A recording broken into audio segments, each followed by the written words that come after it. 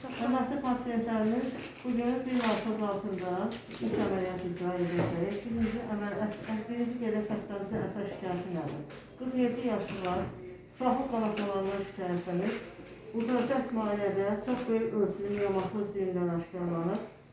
Xəstənin yaşı 47 olmasına baxmayaraq bütün onkomal şeylər yoxlanıldı. Yəni heç bir onkoloji şübhə olmadığına görə uşaqlıq saxlamalıyıq. Çünki burada göstəriş yoxdur uşaqlığın götürməsinə. Biz yalnız miyomatoz düyünləri götürəcəyik və uşaqlıq sağlanmasının qarşısını almaq üçün qan boşluğuna septə yerləşdirəcəyik uşaqlığın ön divarına və bir ömürlük, yəni uşaqlıq sağlanmasından xəstə tamamilə azad olacaq. Sonra keçəcək əməliyyatın ikinci mərhələsi. Əməliyyatımızın ikinci mərhələsi ön arxa korporativ və toz əməliyyatıdır. Deməli, xəstə sidik qaçırma var.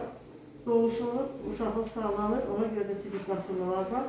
Ona görə də sidik kisəsinin arxa ön divarı, yəni sistoserini aradan qaldırmaq üçün ön korporafiya və eyni zamanda arxa korporafiya, yəni düz bağırsaqdakı elektroseyləni aradan qaldırmaq üçün icra edəcək və bir sidik qaçırmanın qarşısını almaq üçün sidik kanalı xarici dəyərlə toz yerləşdirəcək.